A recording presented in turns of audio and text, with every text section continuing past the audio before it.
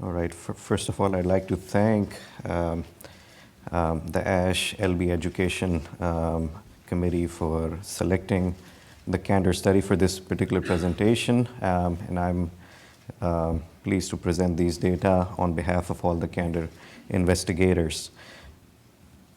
So the Candor phase 3 trial is a randomized phase 3 study focused on relapsed and refractory myeloma patients who've received 1 to 3 prior lines of treatment.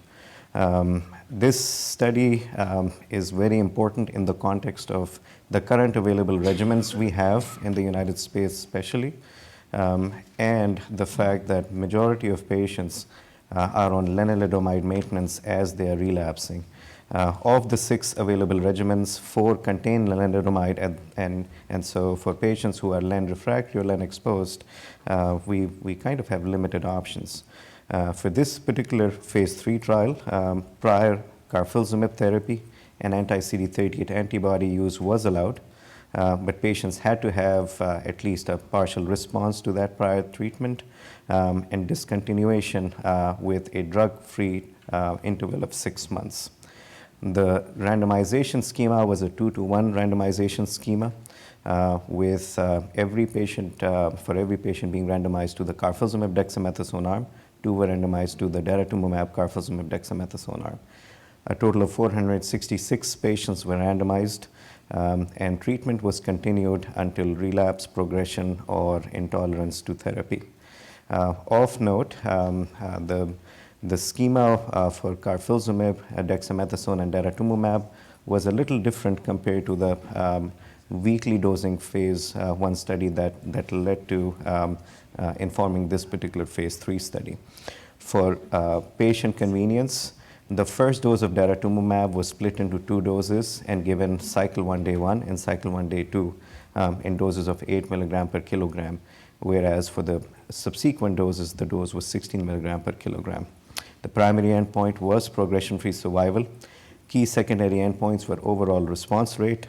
Importantly, MRD negative CR rates at 12-month time point, duration of response, overall survival, time to treat, as well as treatment emergent AEs.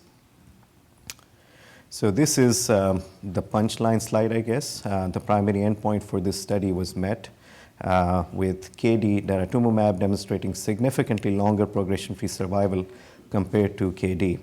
The median PFS on the KD arm was 15.8 months, whereas that on the KD dara arm was not met.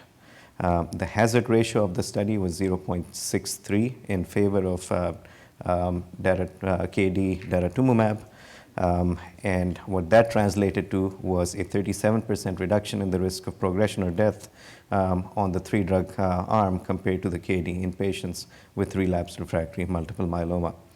At a median follow-up of 17 months, there are no differences between the median overall survival between the 2 arms of the study. So as I mentioned about the clinical context, this is perhaps one of the more important subgroups within this particular study.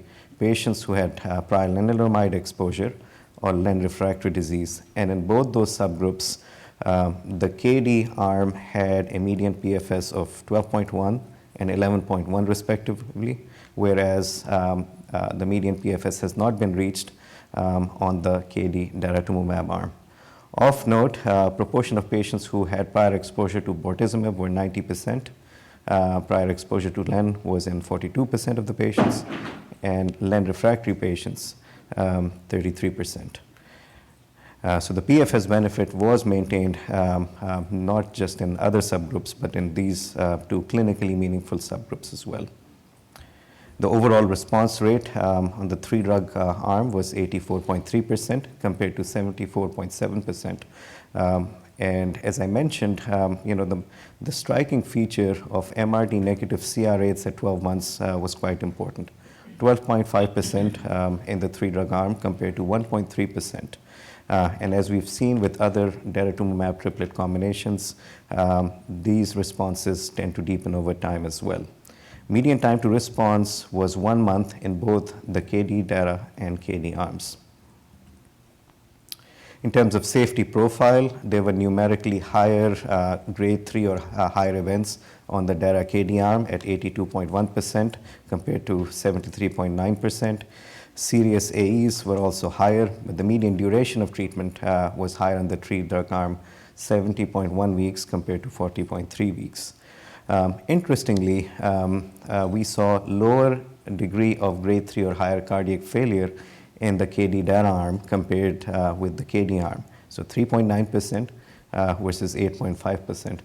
We're not sure about how this happened. We were a little surprised with this particular finding, but we are looking into more details on the baseline features of patients in terms of comorbidities, whether there were any differences. Regardless of the fact that there were numerically higher grades of grade 3 or higher AEs, the treatment discontinuations due to AEs were similar in both the arms of the study. So in conclusion, treatment with KD Dara resulted in significant PFS benefit compared with KD, with 37% reduction in the risk of progression or death. Patients treated with KD Dara achieved deeper responses than patients treated with KD, nearly 10 times higher MRD negative CR rates at 12 months. The PFS benefit with KD Dara was maintained across pre-specified clinically meaningful important subgroups, such as lenalidomide exposed and lenalidomide refractory patients. AEs were generally manageable, and incidence of AEs leading to treatment discontinuation was similar across the two arms. So to summarize, the final conclusion would be that the KD Dara should be considered a novel, efficacious, and tolerable IMiD-free treatment option for relapsed refractory multiple myeloma. Thank you.